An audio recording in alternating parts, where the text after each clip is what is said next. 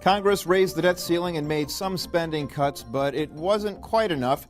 Standard & Poor's downgraded the United States credit rating from AAA to AA+. The stock market reaction and the future of the U.S. economy is our focus on West Michigan Week.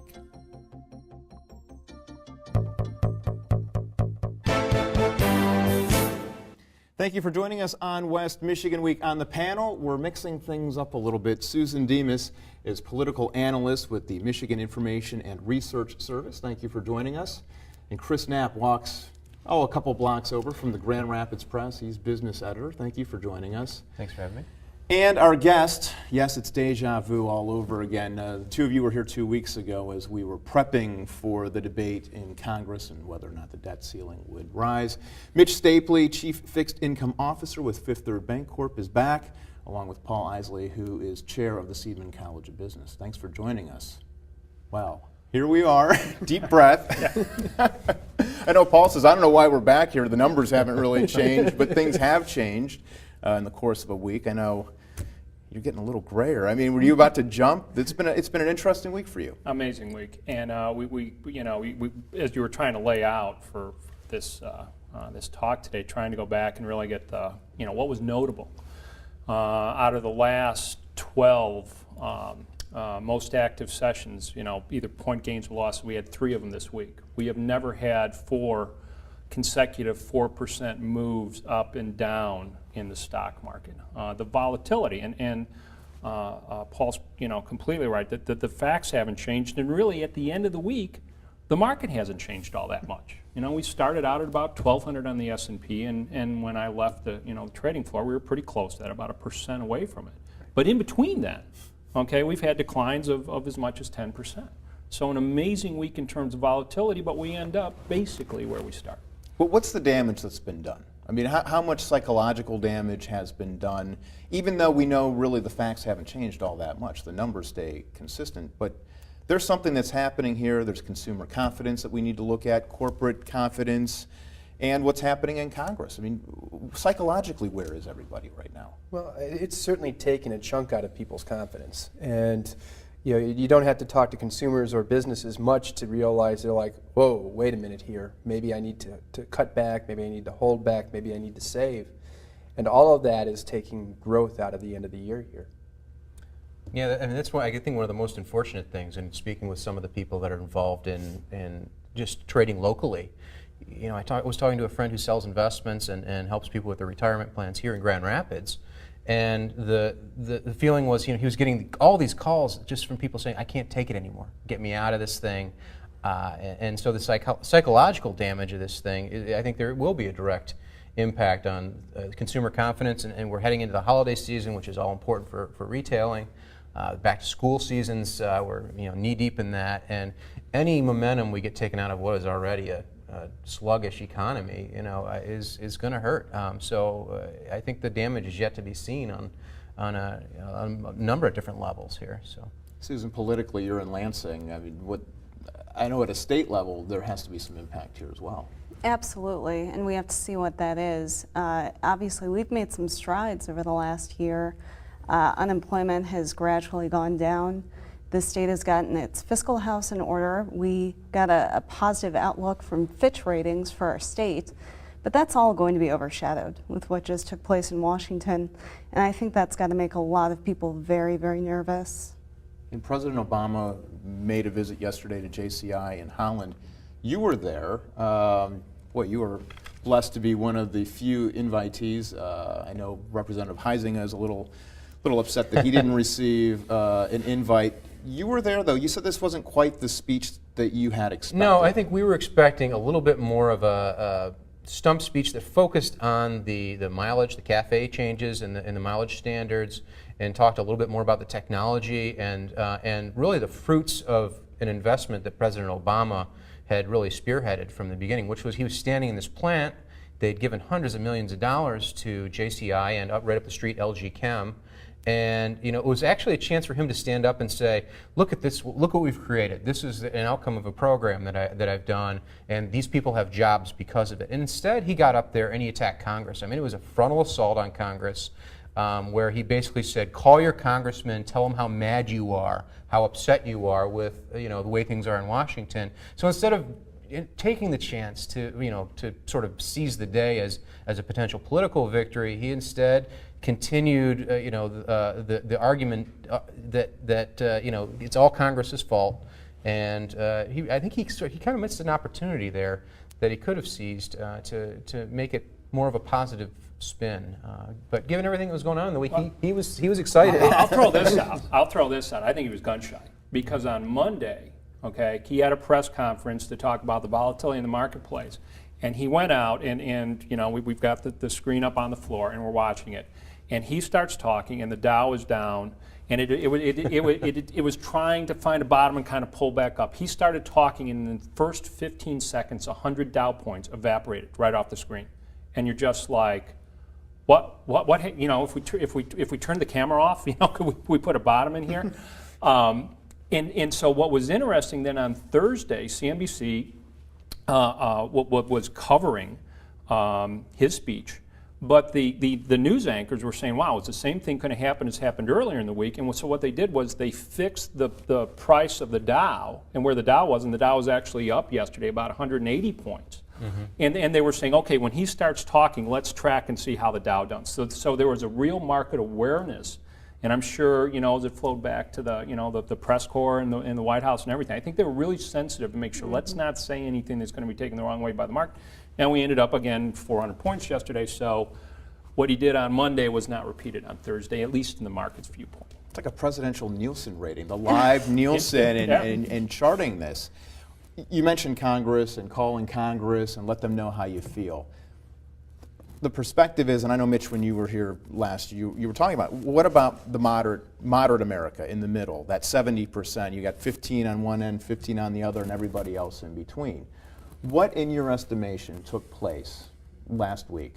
The vote came in. Yes, there was some movement, but not enough. Standard & Poor's reaction first was basing it on economic data, then reversed course and said, no, this is really about partisan politics. In your world, in the world of economics, this gridlock, for no better term, what is happening here? And how dangerous is this if nothing gets done? I mean, this new gang of 12, I mean, how does more chefs in the kitchen make anything better? When I look at it, I've got the gang of 12, and so let's, if we want to prognosticate here, okay, now we've got the European debt crisis to deal with. Okay, 2 weeks ago we were dealing with the budget, ceiling issues. So we're done with that. We have our issue. Now we're dealing with European debt. Well, we haven't really fixed anything. The gang of 12 is going to fix it. Right. Okay. Well, that's supposedly coming up in what, November, December? November. So the market will be able to finally get some kind of resolution with the European debts at some point, and then we'll go to concerns that we will actually have anything out of this committee. It looks to be highly partisan, and they're saying we're not going to raise taxes and we're not going to cut entitlements. Well, you just feel yourself being set up for another round of this. Nothing's really been solved. And all we do is we've kicked the can down the road, and we basically told ourselves that, okay, we'll go through this, and then in November, something eerily reminiscent of what we just saw is going to happen again. There are 2 Michigan congressmen actually on this super committee, Fred Upton of Kalamazoo and Dave Camp, who's the chair of Ways and Means out of Midland. So that's very interesting and prestigious for the state. But if that gang of 12 can't put anything together, which I think you're absolutely right, it looks like they won't, it just gets kicked back to Congress and they'll do across-the-board cuts, which will have a huge impact in Michigan because 40% of our budget for the state comes from the feds.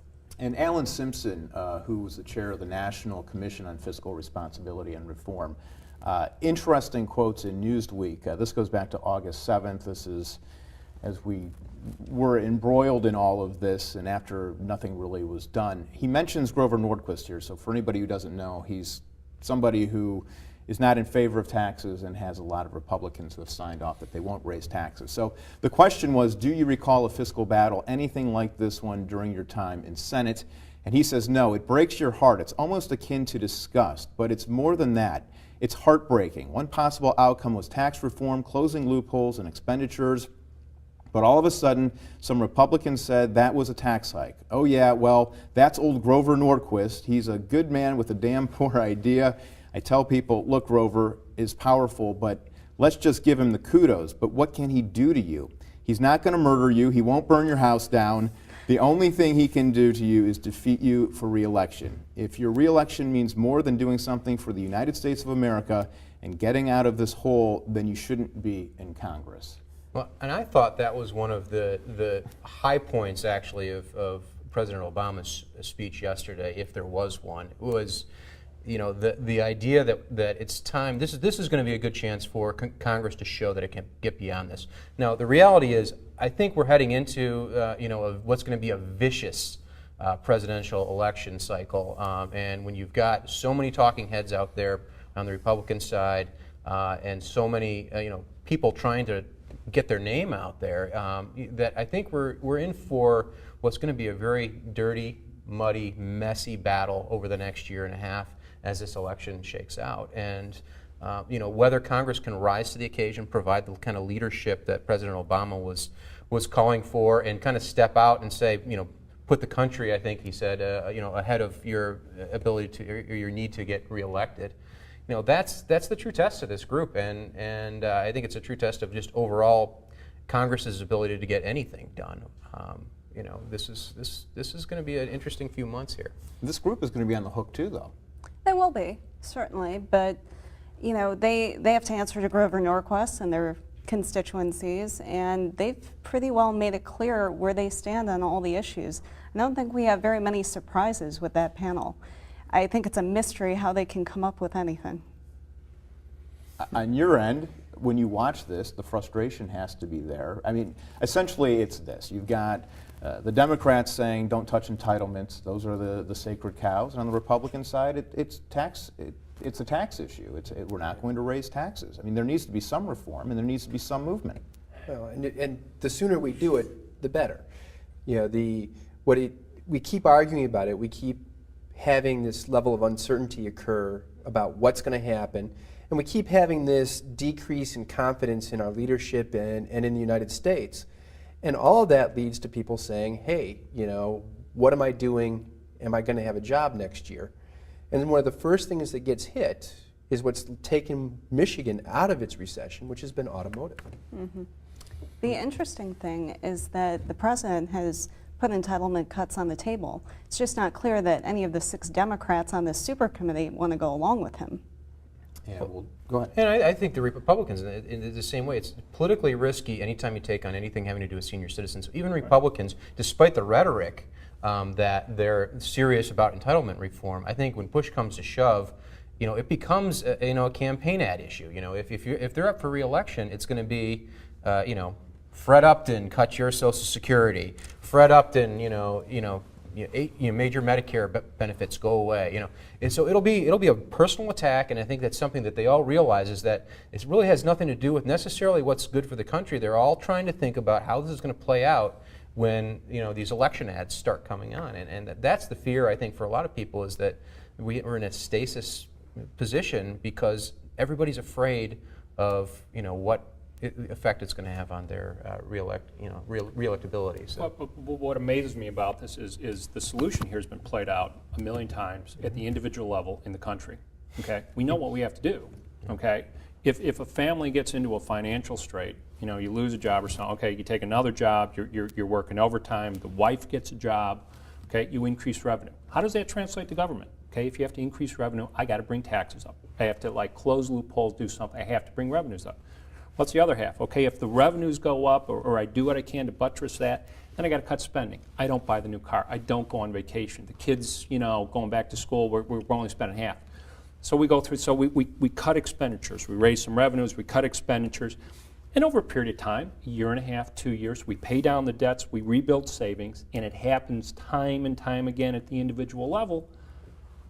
I think the American people know what the process has to be, but when we get so polarized that we say we can only do one or we can only do other, I think common sense just tells you the answer to this question is a solution that, again, millions of Americans have found. But it's a painful solution that is not going to make anybody happy. No. And if you look at the polling, consistently people want spending cuts and they want modest tax increases. That's what they want. They want, they want the pain to be spread around. But in Washington, that message isn't getting through. All right, we're going to take a quick break, and when we come back, more of the pain in just 1 minute.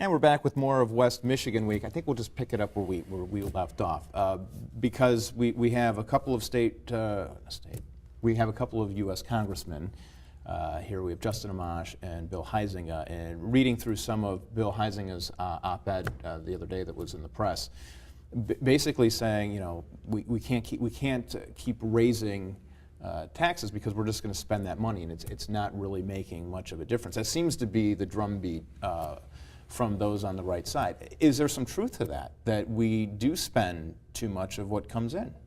Yeah, I don't think there's a question. There's If we waste. look at it right now, you know, we've got spending as a percent of GDP at about 25%. Okay, now I can make the Keynesian argument that, you know, during the recession, you get government spending up. The fact is that number should be closer to like 18%, 17 to 18% historically. So government is basically spending too much from a historical perspective. And I can go back and chart it back to the founding of this country and say, you know, next to World War II, this is about as high as we've ever been. Okay, it's higher than we were in World War I. Okay, Great Recession, Great Depression. So I need to cut spending. There is no question about that. But again, that can't be the sole argument that I make to solve this problem. Well, no, the issue with, you know, I find it interesting that he would say, well, you can't keep raising taxes. The fact is we haven't been raising taxes. We have lower taxes really than we've had in any time in modern history. The overall tax rates are far below what they were under even President Reagan. And so I think the argument that, well, we keep raising taxes, all Democrats want to do is raise taxes, or anybody that talks about, you know, increasing revenues, I mean, the argument it really is false just on its face, because yes, there are some people paying more taxes, but you know, if you look at it in terms of percentages and, you know, the overall tax rate, we're all paying considerably less in federal taxes unless we're making a lot more money, and there are a lot of people making a lot more money. So. But is the argument waste? Is it wasteful spending that's the core, and why increase revenues when we can't really? Well, that's the two-headed beast that Mitch is talking about. I mean, you've got to address both sides of it. It's a spending, and it's a spending and a taxing issue. It's a revenue. You know, it's new taxes is what they're. It's also a short-term and a long-term question, in that there's at least some evidence that moving resources to the private sector will increase your growth rate in the long term. But when we've looked at things right now over the very short term, over the last year, the government sector has cut over 600,000 jobs. That's a lot of jobs, given that the economy altogether has only added 1.2 million jobs. You know, cutting back is taking people out of jobs, taking them out of the ability to spend money, and hurting businesses and hurting their ability to grow. So if we cut more, you're going to lose more of those government sector jobs, and the loss of jobs is going to slow things down in the short run. So the question is, are you getting enough of a bang in your long run to deal with that short run, or are you healthy enough in the short run to take that cut? And jobs is the key to all of this, and the question is, how do you begin to turn it around? Chris and I, before the show, and we kind of roundtabled it then, talking about corporate America sitting on a stockpile of cash right now, and there are questions as to why there is not an increase in spending and to hire more bodies, human resources, to get the work done. I know everybody here has an opinion on this one. I know you do. Yeah. But what are we saying? Well, I mean, they're sitting on cash, and you sit on cash when you don't know what to do. And you don't know what to do for many reasons. Consumers don't know what to do, so they aren't giving you any evidence about what they're going to do. You have to plan based on what consumers are going to do and what your expenses are going to be. And you can't do it. And then you have uncertainties about other countries and other entities and other regulations, and you don't know how to deal with those. So you say, why don't I sit back for 6 months and see what happens? And then it becomes self-fulfilling. You sat back for 6 months, now you have a problem. And certainly the debt is a huge issue for voters out there. But let's not forget that unemployment is very high. It's 9.1% nationally, 10.5% here in Michigan. And so for a lot of people, that's still the absolute #1 issue, is the fact that they don't have a job, or they know somebody who doesn't, or they're afraid that they'll lose their job. So that's something that folks in Washington need to be paying close attention to as well. I just think that notion too of not only at over 10% unemployment rate, but just nationally, if we look at what's called the U6 unemployment rate, that broad-based measure, it's 16%. Where you're talking about people that have dropped out, essentially, have even looking for a job, people that are underemployed. I mean, that's the the real scary number, and how hard that number is to bring down. And I think one of the real concerns out there has been, and again, it's a confidence thing, but where was the focus on this? Why is this being talked about now in the third year of the president, the presidency, as opposed to this is job one from day one, and we got to get people back to work here. And I think that's a confidence thing, and it is a very difficult thing to deal with. I need confidence. I need business confidence to invest in people, to train the people, and everything else. But again, it doesn't happen overnight. There's really not a lot you can do to get that confidence, to get the retraining, because it just takes months and months to get this process going. So that's what's concerning here, the high level and how long it takes to really address it. The credit downgrade. Were you expecting that coming out of the weekend that was, where there was some movement but not quite enough? Was that something that kind of hit you from the broadside? Yeah, they telegraphed it. I mean, you knew exactly that if they didn't hit $4 trillion in spending cuts, S&P was going to cut. Both Moody's and Fitch had telegraphed completely that they weren't going to cut as long as something happened. And it's exactly what happened. Yeah, I mean, we were here 2 weeks ago, and we said, S&P was very, if anyone was going to cut, it was going to be S&P. They told you, okay, we need to see progress. We need to see $4 trillion. You didn't get it. Late in the day, just kind of trader chatter. There was talk late on Friday that they had taken the plan, their downgrade to the White House. White House today, there's a $2 trillion, miss between what we think and what you guys think. And so it almost felt like we were going to dodge that one. Maybe they'd put it off, maybe they'd come back their numbers. And then, 8 o'clock, and they'll normally, at something of this magnitude, you're not going to do it at 9 o'clock on a Monday. They'll do it after the close on a Friday. So you've got the whole weekend to kind of take it in. But certainly for us, a lot of other shops, I mean, it was a pretty busy Friday night and Saturday, trying to figure out what does it all really mean, okay? But from an expected standpoint, the fact was we already had committees up that were looking at this thing, waiting for it. So, that was telegraphed really well. So for any congressional leader who says, well, hey, I didn't know, I mean, you're saying they dropped the ball in many respects. I don't know. That would probably be the mildest, way I could describe. Just look at what we've been through. Trying to look back and say how easy it is to get that back. Yeah. Okay. It's going to be a long time. And the credit rating is the least of the problem. It's the loss of confidence in the U.S. as a financial leader. That will never get back, and it will probably hasten the move for the U.S. dollar away from the reserve currency. Those are long-term costs that we're never going to recoup. Weaker dollar, higher imported inflation. I mean, the knockoff costs to this, occur over a mid to long, longer term, period of time. No one knows what they will all be, okay? But it is not end well if your currency continues to depreciate in the currency market. I thought it was one of the more interesting outcomes of the past week was the amount of money that was still being invested in Treasury bonds after the downgrade, and it wasn't like the rates got more appealing or anything like that. It was just where they people got a lot fled. less appealing. Yeah, they got a lot less appealing. Exactly, and so people fled to the U.S. Treasury as a safe haven, despite the downgrade. So you intuitively you'd almost think it would go the other way, but it's still the safest place for people to put their money. It's still.